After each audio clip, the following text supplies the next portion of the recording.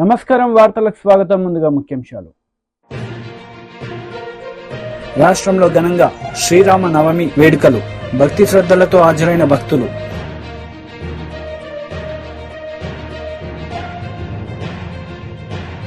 TDP అధికార ప్రతినిధి Kommareddy Pattabhiram media సమావేశం. వైసీపీ నేతలపై fire.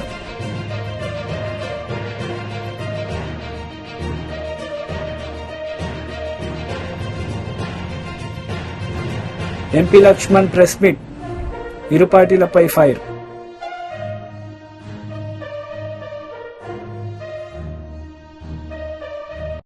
MP Laxman press meet నిర్వహించారు. ఈ సందర్భంగా పలు అంశాలపై ఆయన మాట్లాడారు. కాంగ్రెస్ పార్టీ దక్షిణ భారత్లో కూడా కాంగ్రెస్ ముక్త్ దక్షిణ భారత్గా కాబోతుంది. ఇవాళ కర్ణాటకలో అధికారంలో ఉన్న కాంగ్రెస్ పార్టీ ఒక్క సీటు కూడా గెలవలేని పరిస్థితి ఇవాళ కర్ణాటకలో నెలకొన్న విషయాన్ని, ముఖ్యంగా కాంగ్రెస్ పార్టీ దాదాపు 12 రాష్ట్రాల్లో ఒక్క సీటు కూడా గెలవలేని పరిస్థితి ఇవాళ దేశంలో కొనసాగుతుంది. అది ఢిల్లీ కానీ, గుజరాత్ కానీ, రాజస్థాన్, పంజాబ్, ఉత్తరప్రదేశ్, ఉత్తరాఖండ్, తమిళనాడు, కర్ణాటక, ఆంధ్రప్రదేశ్తో సహా 12 రాష్ట్రాల్లో ఒక సీటు గెలవలేని కాంగ్రెస్ పార్టీ దేశానికి నాయకత్వం వహిస్తామని,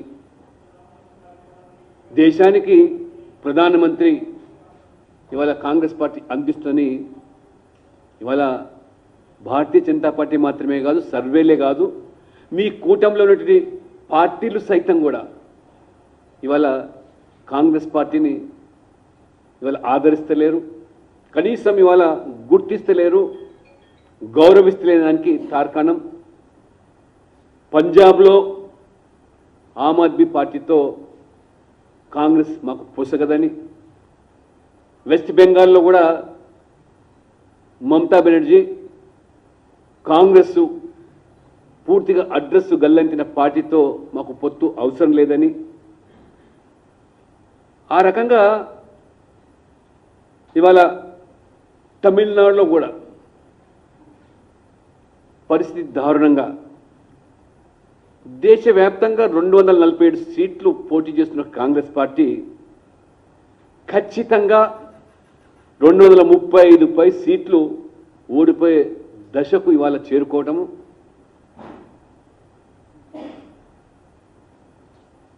మమతా బెనర్జీ స్వయంగా కాంగ్రెస్ ఇవాళ 400 సీట్లు పోటీ చేసినా 40 సీట్లు కూడా గెలవలేదని, గెలిచే పరిస్థితి లేదని స్వయంగా ఇవాళ మమతా బెనర్జీ గారు బాహాటంగా ప్రకటిస్తూ ఉంటే, ఈరోజు ప్రధాన ప్రతిపక్ష పార్టీ హోదా కూడా దక్కే పరిస్థితి లేదని చెప్పి ఇవాళ స్పష్టమవుతూ ఉంటే, ఇవాళ కాంగ్రెస్ పార్టీ తెలంగాణలో నేల విడిచి సాము చేస్తున్నట్టుగా ఇవాళ భ్రమలో తేలిపోతూ ఉన్నారు. రాహుల్ గాంధీ గారు ప్రధానమంత్రి అయిపోతారని పగటి కలలు అంటూ ఉన్నారు. ఇవాళ ముఖ్యంగా ఇవాళ కాంగ్రెస్ పార్టీ దిక్కుతోచని పరిస్థితిలో దేశం మొత్తం మీద కూడా కాంగ్రెస్ తుడిచిపోతూ ఉంటే, తెలంగాణలో కూడా మినుకుమంటూ అసెంబ్లీ ఎన్నికల సందర్భంగా ఇచ్చిన హామీలు, ఉచితాలు, గ్యారంటీలు అమలు పరచలేక, నెరవేర్చలేక ఇవాళ మహిళలు, రైతులు ఆగ్రహాన్ని చవిచూసే పరిస్థితి రావడంతో ముఖ్యమంత్రి రేవంత్ రెడ్డి గారు ఒక అభద్రతా భావంతో, ముఖ్యమంత్రి కాకముందు వారు చేసిన ఆర్భాటం, హడావిడి, వారి మాటల తూటాలు వాళ్ళ ముఖ్యమంత్రి అయిన తర్వాత పలచబడ్డ విషయాన్ని ఇవాళ వారు ఒక అయోమయ పరిస్థితిలో, కాంగ్రెస్ పార్టీలో అంతర్గత కలహాలతో, ముఠాలతో ఒకవైపు సతమతం అవుతూ ఉంటే, 4 మాసాలకే ఇవాళ కాంగ్రెస్ పార్టీ ప్రజా ఆగ్రహాన్ని చవిచూసే పరిస్థితి.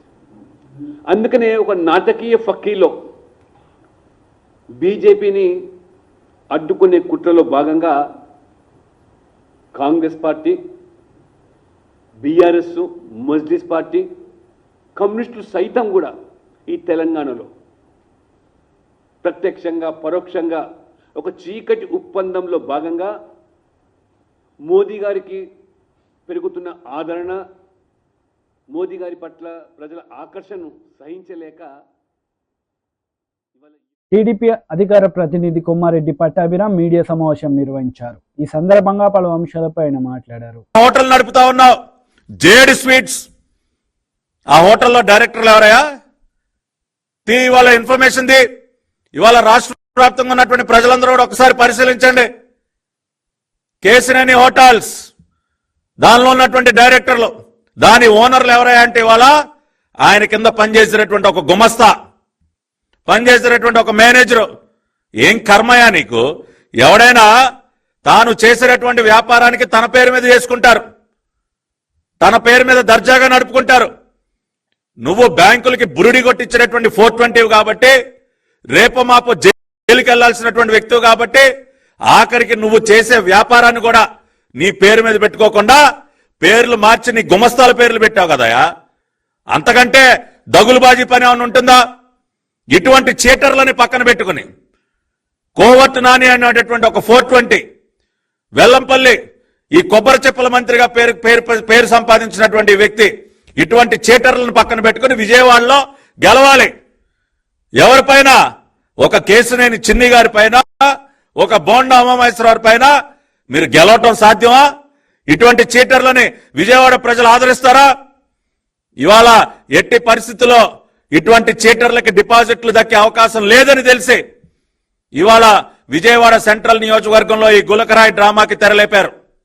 ఇవాళ ఒకటే చెప్తా ఉన్నాం, విజయవాడ పోలీస్ కమిషనర్ కాంతి రాణా టాటా గారికి, ఏమండి రాణా గారు, మీ ప్రెస్ మీట్ ఒక జబర్దస్త్ కామెడీ షో కింద మారిపోయింది. అది తెలుసా మీకు? ప్రెస్ మీట్ లో ఏం మాట్లాడారో తెలుసా మీకు? అరచేతి సైజులో ఉన్నటువంటి రాయి ముఖ్యమంత్రి గారికి తగిలి, వెల్లంపల్లికి తగిలి అట్నుంచంటే గాల్లో ఎగిరిపోయిందా? ఏమన్నా కొద్దిగా కామన్ సెన్స్ తో మాట్లాడారా మీరు? ఇటువంటి డ్రామాల్లో మీరు కూడా పాత్రధారులు అవుతా ఉన్నారా? ఖచ్చితంగా దీని పర్యవసానాలు మీరందరూ కూడా అనుభవిస్తారు. రేపు రాబోయేది ఎన్డీఏ ప్రభుత్వం, చంద్రబాబు నాయుడు గారి సారథ్యంలో ఎన్డీఏ ప్రభుత్వం ఏర్పడబోతా ఉంది. ఎవ్వరిని కూడా వదిలిపెట్టే ప్రసక్తే లేదు. ఇవాళ జగన్ పర్సనల్ సర్వీస్ చేస్తున్నటువంటి ఈ పోలీస్ అధికారులందరినీ కూడా హెచ్చరిస్తున్నాం, మిమ్మల్ని ఎవరిని కూడా వదిలిపెట్టే ప్రసక్తే లేదు. ఒక్కసారి పొరుగు రాష్ట్రంలో ఏం జరుగుతుందో ఒకసారి గుర్తు చేసుకోండి. ఆ రోజున అక్కడున్నటువంటి ప్రభుత్వానికి కొమ్ము కాస్తూ, వారి మోచేతి నీళ్లు దాగుతూ, వారు విసిరినటువంటి చిల్లరికి కక్కుర్తిపడి కొంతమంది ఫోన్ ట్యాపింగ్లకు పాల్పడ్డారు. ఏం జరిగింది ఈ రోజున? ప్రభాకర్ రావు పరిస్థితి ఏంటి? ఈ రోజున అక్కడ ఇంటెలిజెన్స్ చీఫ్ గా ఉన్నటువంటి ప్రభాకర్ రావు ఈ రోజున తప్పించుకుని తిరుగుతూ ఉన్నాడు విదేశాల్లో. ఒక దొంగలాగా పారిపోయాడు వాళ్ళ ప్రభాకర్ రావు. ఫోన్ ట్యాపింగ్ కేసులు అడ్డంగా దొరికిపోయి రేపు మీ పరిస్థితి కూడా అదే. మిస్టర్ కాంతి రాణా టాటా, మిస్టర్ సీతారామాంజనేయులు, రేపు మీ పరిస్థితి కూడా అదే కాబోతూ ఉంది. మీరు గుర్తుపెట్టుకోండి. ఈ గులకరాయి డ్రామాలో మండలి మాజీ చైర్మన్ ఎంఏ షరీఫ్ మీడియా సమావేశం నిర్వహించారు. ఈ సందర్భంగా పలు అంశాలపై ఆయన మాట్లాడారు. ఆంధ్ర రాష్ట్ర ప్రజానికాన్ని మోసం చేయాలని ఈనాడు వైఎస్ఆర్సీపీ మరి పన్నాగాలు పన్నుతున్న విషయం మనందరం కూడా చూస్తున్నాం. ముఖ్యంగా ఈనాడు ముస్లింలు పేదరికంలో మగ్గుతున్నారు, నిరుద్యోగం అవిద్యతో బాధపడుతున్నారు, సతమతమవుతున్నారు. గత తెలుగుదేశం ప్రభుత్వం అమలు చేసిన పథకాలు వేటిని కూడా అమలు చేయకుండా తెలియోదకాలు ఇచ్చి ఈరోజు బడ్జెట్లో కేటాయించిన బడ్జెట్ మొత్తాన్ని, మైనార్టీ వెల్ఫేర్ డిపార్ట్మెంట్లో ఉన్న మొత్తాన్ని మరి నవరత్నాలకు తరలించి మోసం చేసిన జగన్మోహన్ రెడ్డిని మళ్ళీ గద్దె దింపాలని ముస్లిం సమాజం కృతనిశ్చయంతో ఉన్న తరుణంలో ఈనాడు 4% రిజర్వేషన్పై, అదే రకంగా లేని ఎన్ఆర్సీ చట్టంపై అపోహలు సృష్టించి భయాందోళన గురి చేసి ఈనాడు ముస్లింలని అభద్రతా భావానికి గురి చేసి మరి ముస్లిం ఓట్లను కాజేయడానికి ఈనాడు కుట్రలు చేస్తున్న విషయాన్ని నేను తీవ్రంగా ఖండిస్తున్నాను. 4% రిజర్వేషన్కి తెలుగుదేశం పార్టీ కట్టుబడి ఉంది.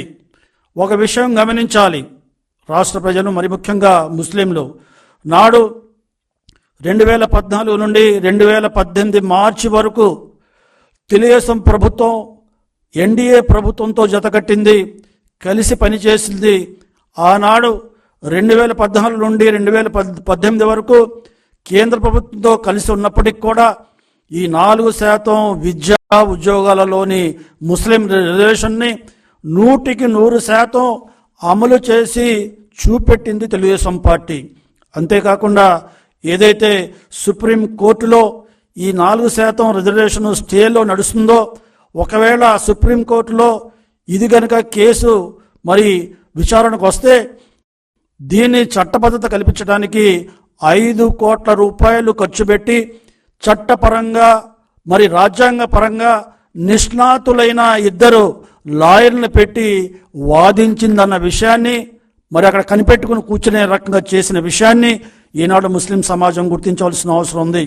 కేవలం అమలు చేయటమే కాదు, దాని చట్టబద్ధత కల్పించడానికి కూడా తెలుగుదేశం పార్టీ చిత్తశుద్ధితో ఉందనే విషయాన్ని ఈ సందర్భంగా ముస్లిం సమాజం గమనించాలి. ఇది కేవలం ముస్లింల అపోహలు రేకెత్తించడానికి, ముస్లింల అనుమానాలని రేకెత్తించడానికి ఈనాడు YSRCP party YCP leader Kanumuri Ravichandra Reddy media సమావేశం నిర్వహించారు. ఈ సందర్భంగా పలు అంశాలపై ఆయన మాట్లాడారు. ఆదరణ కోల్పోయామని మీరు చెప్తున్నారు. అడుగడుగున వెలవెలబోతున్న మీ సభలు గాని, మీరు పవన్ కళ్యాణ్తో కలిసి మీ వదిన గారితో కలిసి చేస్తున్న యాత్రలు ఏ విధంగా ఫ్లాప్ అవుతున్నాయో మీకు తెలుసు కాబట్టి ఓర్వలేనితనం మీ అణువడంలో కనబడుతోంది. మొన్న కూడా బాలకృష్ణ ఏదైతే ఆ కర్నూలు జిల్లాలో పర్యటన చేశాడో అక్కడ జనం లేక వెలవెలబోయారు.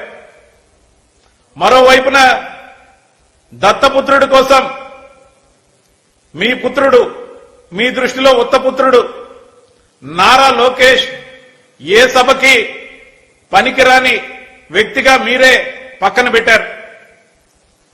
అంతేకాకుండా మీ దత్తపుత్రుడు పవన్ కళ్యాణ్ ఫ్రస్ట్రేషన్ ఎక్కువై సభలో మొన్న నాదెండ్ల మనోహర్ గారితో కలిసి తెనాలిలో జరిగిన మీటింగ్ లో హఠాత్తుగా పూనకానికి లోనైనట్టు పిచ్చి పిచ్చిగా ప్రవర్తించడంతో పాటు ఊగిపోతూ అతను చేసిన వికృతమైన చేష్టలు ఏవైతే ఉన్నాయో అనుమానాలు వస్తున్నాయి, మాకే కాదు జనాలకు కూడా.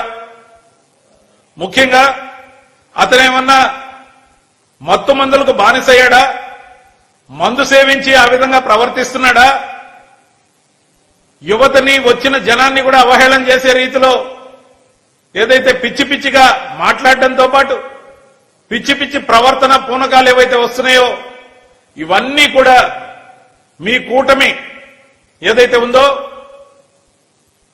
బీజేపీ, జనసేన, తెలుగుదేశం పార్టీల కూటమి పూర్తిగా విఫలమైందని తెలుస్తోంది.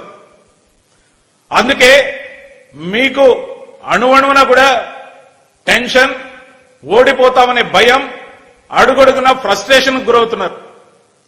దాంతోపాటు పైకి మేం పోటీ పడుతున్నది తెలుగుదేశం, జనసేన, బీజేపీ కూటమితో అని అందరూ అనుకుంటున్నారు. కానీ అసలు విషయం ఏంటంటే మేం పోటీ పడుతున్నది Chandrababu Naidu, Ramojirao, ABN Andhrajyothi Radhakrishna, TV five BR Naidu అనే దుష్ట చతుష్టయం యొక్క కూటమితో పోటీ పడుతున్నాం. ఖచ్చితంగా కూడా ఈ కూటమి భవిష్యత్తు కూడా రాబోయే రోజుల్లో ఖచ్చితంగా తెల్లారుతుంది. వాళ్ళకి ఎందుకు ఇంత ఆందోళన అంటే రామోజీరావు మార్గదర్శి కేసులో పీకల్లోతి మునిగి ఉన్నాడు. ఇదే ప్రభుత్వం మళ్లీ వస్తే ఉనికి గల్లంతవుతుందని భయం. మరి ఏబిఎన్ రాధాకృష్ణన్ కానీ బిఆర్ నాయుడు కానీ అనేక ఆందోళనలు ఉన్నాయి. వాళ్ళ భవిష్యత్తు ఏమవుద్దో తెలియని పరిస్థితి. ముఖ్యంగా ఏబిఎన్ రాధాకృష్ణ ఆధ్వర్యంలో కాంగ్రెస్ ని కూడా మేనేజ్ చేసి అవాకులు చవాకులు ఏదైతే పేలుతున్నారో కడప జిల్లా నుండి మొదలైన ఆ స్కిట్లన్నీ కూడా ఏబిఎన్ రాధాకృష్ణవే అని అందరికీ తెలుసు. దాచినా దాగేవి కాదు ఇవి. ఖచ్చితంగా కూడా రాబోయే రోజుల్లో మీరు చేసే అన్ని ప్రయత్నాలు బెడిసి కొడతాయి. ఎందుకంటే ప్రజాదరణ కోల్పోయిన మీరు కేవలం వ్యతిరేక కథనాలు ఈనాడు ఆంధ్రజ్యోతిలో రాయించి ఆ బయాసుడ్ 4-5 ఛానళ్లలో వార్తలు గుప్పించి తద్వారా నెగటివ్ న్యూస్ ద్వారా మీరు అధికారాన్ని సాధించాలనుకునే ఎత్తుగడ మీది.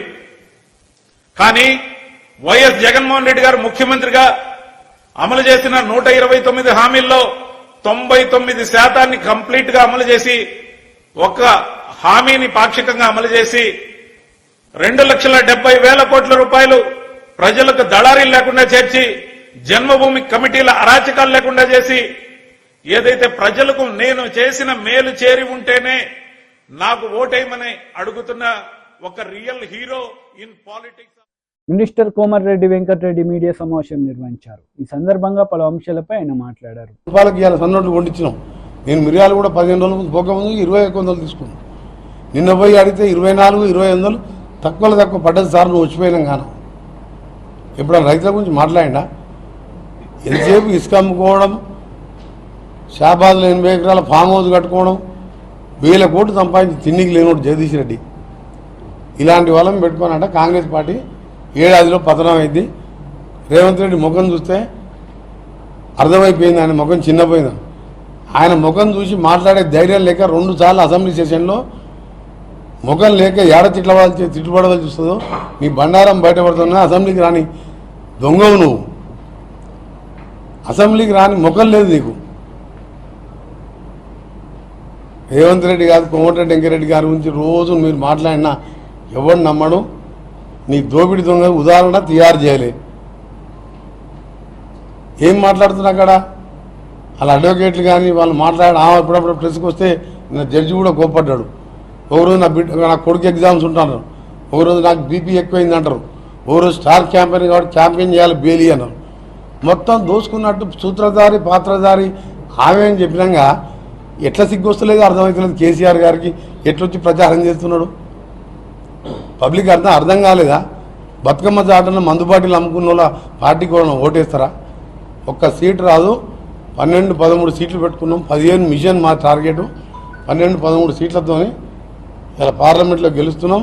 ఆ తర్వాత 3 నెలలు బీఆర్ఎస్ పార్టీ దుకాణం బంద్ అవుతుంది, ఆ పార్టీ ఉండదని చెప్పి నేను ఖచ్చితంగా చెప్తున్నా. ఆయన అట్లా మాట్లాడుతుంది కాబట్టి వాళ్ళు ఏం కుట్రలు చేస్తున్నాం మాకు తెలిసిపోద్ది. దానికి డబల్ కుట్రలు చేస్తాం. కుట్రలు చేయం మేము చేసే పనులు చూసే వస్తారు వాళ్ళు. నీ పార్టీని బొందబెట్టేది ఖాయం. నువ్వు చూసుకో, నువ్వు రేపటికెళ్ళి కోమటిరెడ్డి వెంకరెడ్డి ఏందో తెలుస్తుంది. నువ్వు మాట్లాడినావు కదా మాటలు.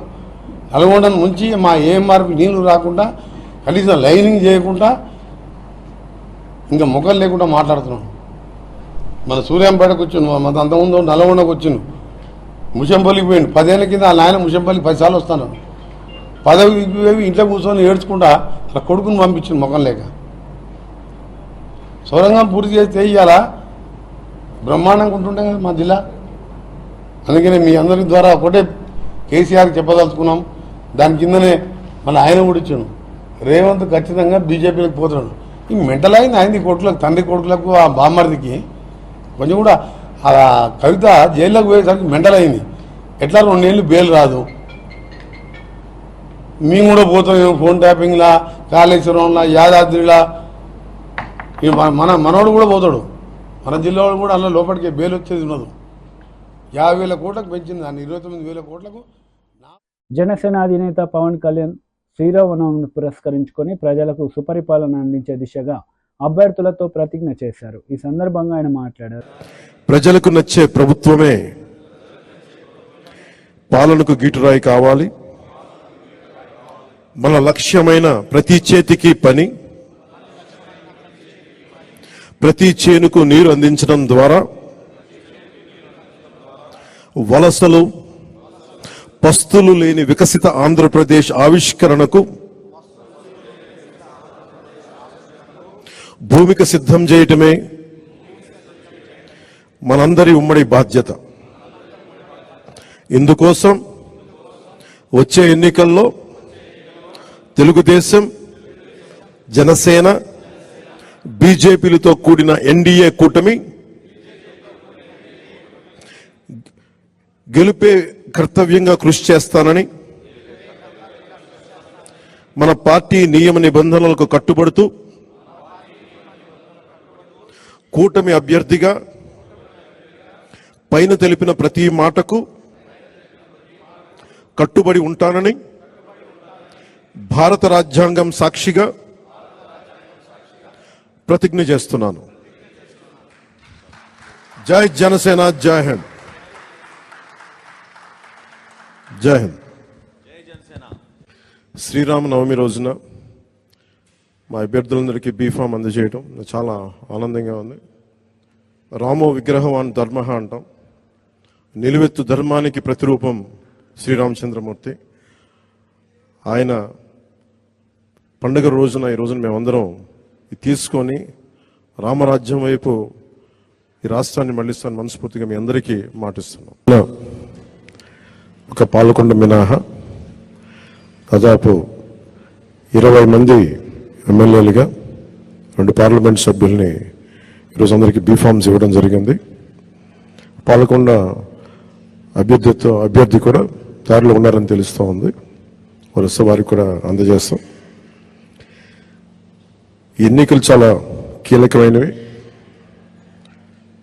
ఈ ఎన్డీఏ అలయన్స్ కూడా 2019 మేము రిజల్ట్స్ తర్వాత నుంచి చాలా కీలకంగా పనిచేసి కామారెడ్డి జిల్లా నర్సులాబాద్ గ్రామంలో గల రామ మందిరంలో గ్రామ ప్రజలందరి సమక్షంలో అందరి సహాయ సహకారాలతో సీతారాముల కళ్యాణం అంగరంగ వైభవంగా నిర్వహించారు. ఈ సందర్భంగా పలువురు మాట్లాడారు.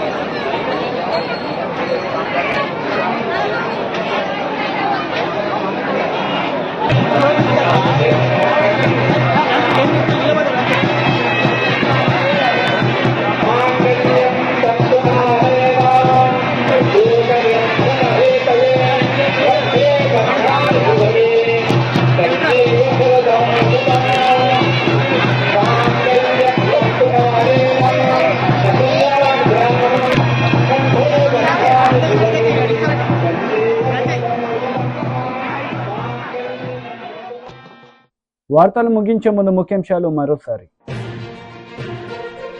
రాష్ట్రంలో ఘనంగా శ్రీరామ నవమి వేడుకలు, భక్తి శ్రద్ధలతో హాజరైన భక్తులు.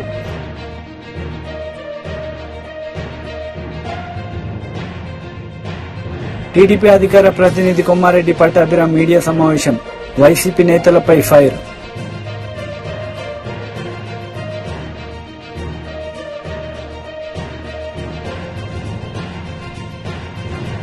ఎంపీ లక్ష్మణ్ ప్రెస్ మీట్, ఇరు పార్టీలపై ఫైర్.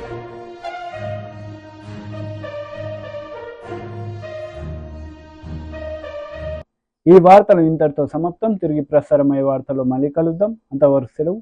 నమస్తే.